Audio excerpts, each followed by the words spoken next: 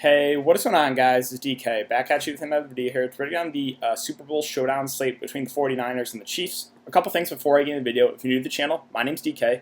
I make daily videos talking about NBA DFS as well as NFL DFS. I'm also running a weekly $20 PayPal giveaway on my channel. How it works, all you have to do is leave a like and a comment in the video. That's one entry in the giveaway. Max one comment per video. So it starts with my Monday NBA video that I uploaded at the beginning of the week. We'll go throughout the week. We'll end my Monday NBA video at the end of the week. So however many videos I've uploaded for the week, you can end the giveaway that many times. So if I have 10 videos uploaded for the week, you can end the giveaway 10 times. And again, the winner receives $20 PayPal for myself. With that out of the way, let's jump in the video. So first, before we get into players and the prices for the Super Bowl Showdown slate, let's take a look at some snap counts for both teams from last game. So if we talk about, obviously the quarterback's playing 100% of the snaps, right? We don't have to look into that. But let's take a look at some running back snaps here. So Damian Williams has been the clear lead back here in the playoffs, playing at 85% of the snaps. McCoy hasn't even been in the rotation, whereas Darwin Thompson playing a little bit here and there to to give Damian Williams a break. So Damian Williams, clear cut lead back here for Kansas City. If we take a look at the wide receiver snap counts, pretty self-explanatory here. We know Tyreek and Sammy Watkins are going to play most of the game. Tyreek played 90%, where Sammy Watkins played 82%. And then the number 3 receivers kind of split between Hardman and Robinson. In week 18 or week 19, Demarcus Robinson played more, but in this last game, Mecole Hardman actually outsnapped him. Now, personally, I think Mecole Hardman has more upside. I think he's the better receiver, but I also think he's going to be more popular, and they're both priced similarly on this Super Bowl slate. So I think those are two guys that we can definitely take dart throws on for cheaper options. And then the tight end situation, we know Kelsey's going to get a lot of snaps, right? 94% of the snaps. Blake Bell, he's in that dart throw range, 44% of the snaps. He can catch a ball here and there.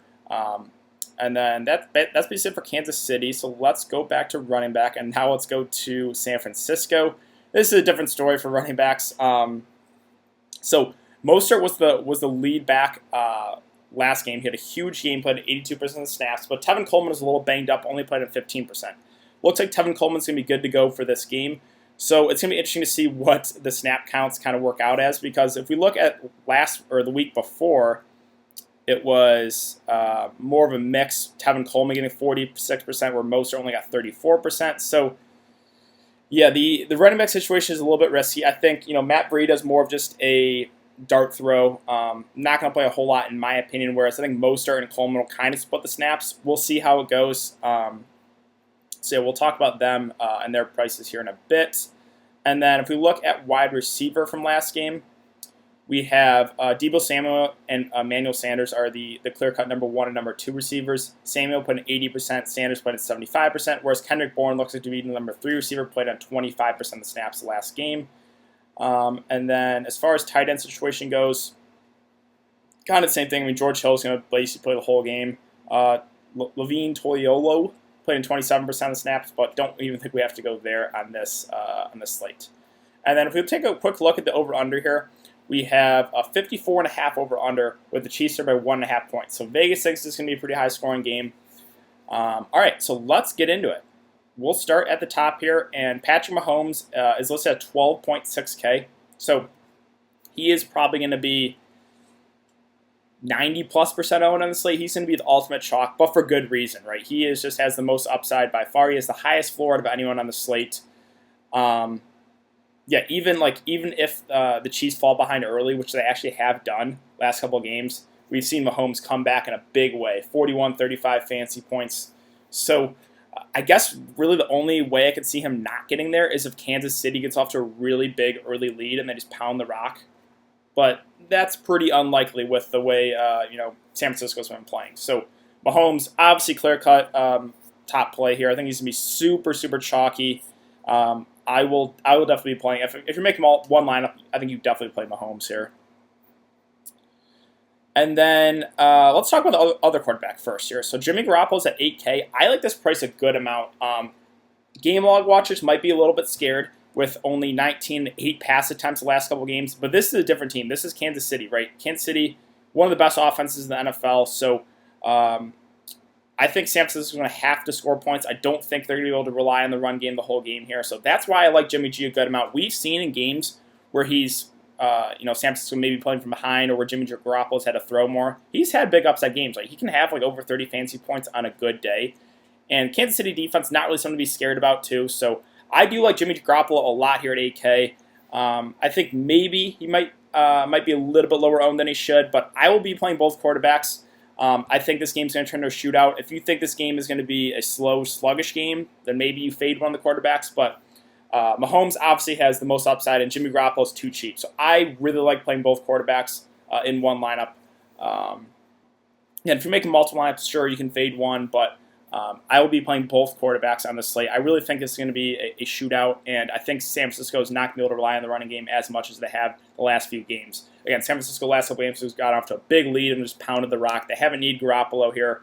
I think they're going to need Jimmy Garoppolo to throw the ball a good amount, so I like him a lot there at that price. And all right, so let's talk about their main targets here. So on the Kansas City side, we have Tyreek Hill at the top at 11K. So he is more in that range of boom or bust, right? He's a guy that's going to catch long touchdown passes or maybe have an off game, right? He's not really a safer target. So if you're shooting for huge upside, I do like the upside a good amount of Tyreek Hill. Last game he had a pretty good game, right? 7 catches, 2 touchdowns, 24 fantasy points, but he's a little bit up and down. So he's a riskier target at 11K. I think this price point will lower his ownership a bit, but I still like the upside a good amount of him. Obviously, got Mahomes as quarterback. So, if you can get to him, I like him. I think he's going to go a bit lower owned in the slate. Damian Williams at 9.8, probably a safer target here just because he's guaranteed touches right on the ground, and he's also been involved a lot in the passing game. He's a clear-cut workhorse right now, getting like 80, 90% of the snaps at running back. So you've got to have some interest in Damian Williams as well. Again, it's good to see 7, 6, and 6 targets the last 3 games. 34, 26, and 19 fantasy points. I know Kansas City's San Francisco's defense is solid, but just he's getting all the work right now at the running back situation and being involved a lot in the passing game. So I think Damian Williams versus Tyreek Hill, I think Damian Williams is probably a safer option, whereas Tyreek Hill maybe has a little bit more upside. And kind of same thing with Travis Kelce compared to Tyreek Hill. I think Travis Kelce a little bit safer.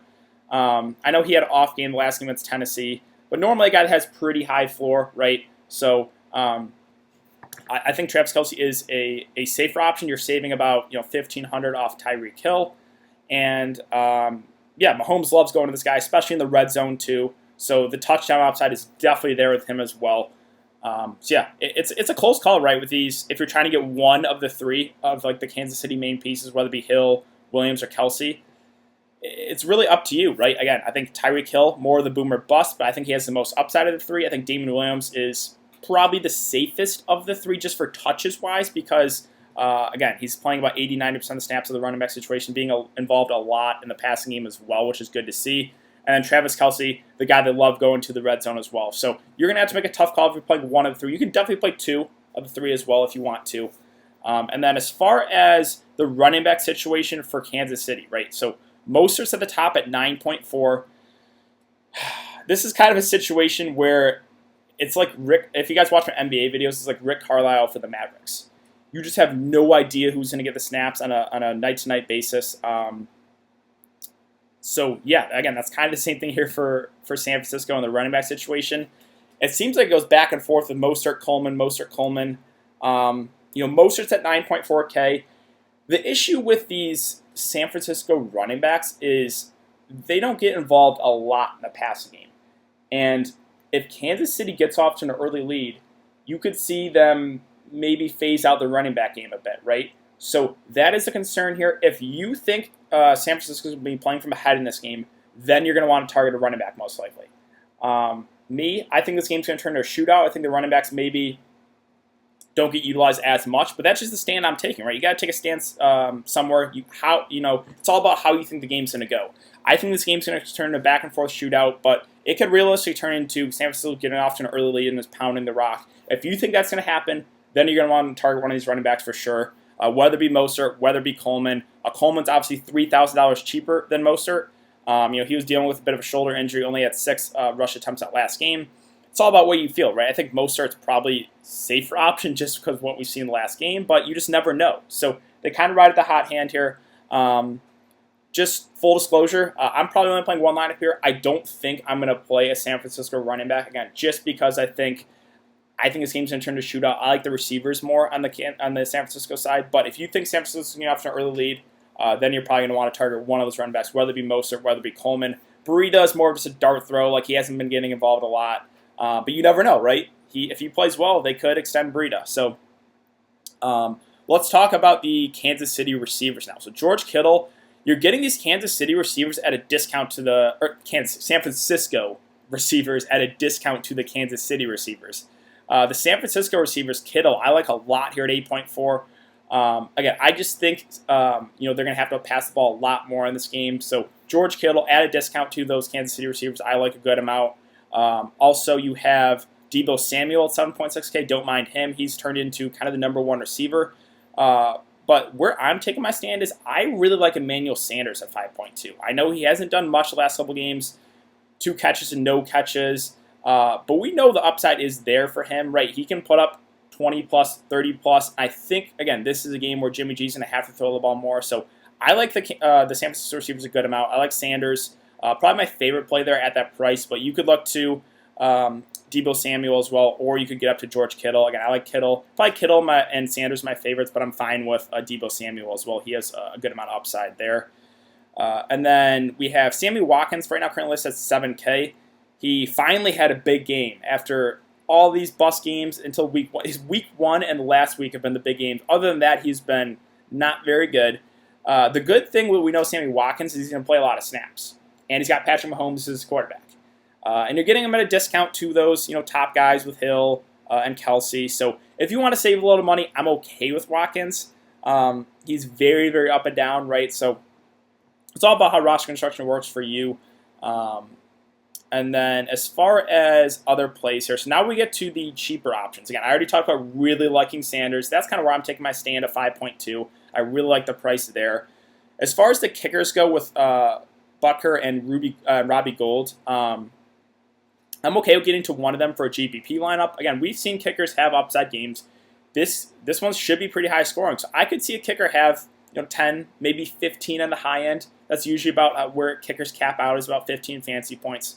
But there's really not a whole lot of standout value on this slate. So I'm perfectly fine taking a shot on one of those kickers in GPP lineup. And then as far as defenses go, so this game, again, should be pretty high scoring. The defenses are in play because if one of them gets a pick 6, you're in great shape, or a defensive touchdown or a punt return touchdown, right? So obviously both defenses are a little bit risky because of the high over-under, 54.5 over-under. I think the 49ers are going to be more popular just because they're known as the better defense, whereas the Chiefs, I think, go a lot lower owned. If you're going to pick one of those defenses, it's really up to you. Am I going to play defense? I'm probably not, but I get it for sure if you want to go there. Again, there's not a whole lot of great value. And then we have Kendrick Bourne. He's like the number 3 receiver for San Francisco. I actually have some interest here because, again, I'm taking the stand and hoping this game turns into a shootout. I think Jimmy Garoppolo's going to have to throw more. Maybe that means more snaps for Kendrick Bourne. So I think he's a viable punt option here to save some money. Matt Breida, right, we haven't seen a whole lot of snaps, but you just never know. Did get 8 rush attempts during on the game against Minnesota. At San Francisco, I would not be overly surprised if this is the Matt Breida game. So obviously a lot riskier because he hasn't been getting a whole lot of work, but you just never know with those San Francisco running back rotation. And then the 2 cheap receivers here for Kansas City. So this is where I think I want to take a shot on, whether it be Robinson, whether it be Hardman. Now, I like the upside more on Hardman, but I think he's going to be a lot higher owned. Whereas Demarcus Robinson, he's been dropping a lot of balls, hasn't been playing well, but he's still getting some decent snaps out there.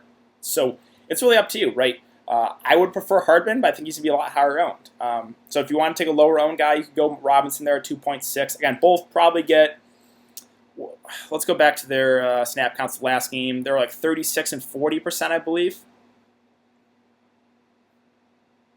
Yeah, Hardman 40, Robinson 37. So I'm fine taking a shot there for sure. Again, I like their upside in a game that should have a lot of points scored. Darwin Thompson at 1.8, he's been getting a little bit of work behind Damian Williams, probably about 15, maybe 20%. Again, that it's more in the dart throw range. You got to hope he scores a touchdown in the couple touches he gets. McCoy's been out of the rotation. I don't think, trending towards a healthy inactive. So obviously you can't go there. Now, Kyle Juszczyk, I actually think he's in play here at 1.2. He's the fullback, but he does get involved a decent amount in the passing game. Like, they will utilize him every once in a while. He's at 1.2K, so I think he is in play as a dart throw for sure. Let's see, Wilson Jr., don't think I want to go there. Blake Bell, kind of the same situation. You got to hope he gets 1 or 2 catches. You got to hope he lands in the end zone. But he's $800. So, yeah, you could realistically take a shot there. Everyone else, though, I don't think I would take a shot at any of these other guys. Pettis, Dwelly, Pringle. I don't think we have to go with any of those guys. So, yeah, let's talk about captains now for the slate. So, most of the time on these showdown slates, I think it's like 85 to 90% of the time, the captain winner, the winner of the showdown slate is either a wide receiver or tight end or running back. So the quarterbacks have the highest floor on these slates, but not necessarily the highest upside. But this is kind of a different story with Mahomes, right? I think you can definitely go Mahomes in the captain spot because he's a guy that can run the ball in. Like I would not be surprised if Mahomes has a couple of rushing touchdowns. He's a guy that can get you like 40, 50 yards and a couple of touchdowns on the ground. And if that's the case, he could definitely be in the winning lineup as the captain. So I could see going to Mahomes as the captain spot. Jimmy G, I think, is very contrarian if you're going to throw him in the captain spot. But I don't hate the idea, I guess. I think he's going to be like maybe 5% owned in that captain slot. And then, again, these wide receivers and tight ends, I think that's where I want to go with my captain spot. Whether it be Tyreek Hill, right, he has huge upside. Damian Williams seems pretty safe with the amount of touches he's getting. Travis Kelce, they love utilizing him in the red zone. And then one of those San Francisco receivers, whether it be Kittle or Deebo Samuel or Emmanuel Sanders. Again, I'm kind of taking my stand. I like Emmanuel Sanders a good amount there. And then, dart throw range. Sure, you could throw like McCole Hardman in the captain spot, right? Because if you throw one of those really cheap guys, say we throw Hardman in the captain spot, that's 9.3K remaining. So you can almost get whoever else you want in your lineup from there. You just got to hope McCall Hardman has like a long touchdown run or a touchdown catch. So if you throw him in the captain spot, you can get Mahomes, you can get Hill, you can get Jimmy G, you can get one more of these guys. You can make a pretty decent lineup there. So yeah, the way that I'm going again, I'm probably going to make one lineup here, but I like Emmanuel Sanders a good amount. I think I'm going to throw him in the captain spot. I just think he's a little bit underpriced, and then I'm probably going to go both quarterbacks with Mahomes and with Jimmy G. Again, that's the way I think this game goes. Realistically, San Francisco could get off to an early lead. We've seen that and just pound the rock. I'm hoping for a shootout, though. So this is probably how I'm going to start my lineup with Sanders in the captain spot and play both quarterbacks and kind of go from there. But again, there's a whole lot of different ways you can go. It's all about how do you think this game ends up. So, yeah, I think that's going to do it for today's video, guys. If you have been enjoying the content, would really appreciate it if you could like this video and subscribe. Again, if you want to get entered in the giveaway, all you have to do is a like and a comment in the video that's wanting to the giveaway. I hope you guys all have a good Super Bowl Sunday. Hopefully this game is fun to watch. Hopefully you guys all win some money. If you guys are interested in NBA, I already have my NBA video up for Saturday's slate. I will have a video up for Sunday's slate as well. So, yeah, thanks again for everyone to come and check out the video, and I will see you guys all later.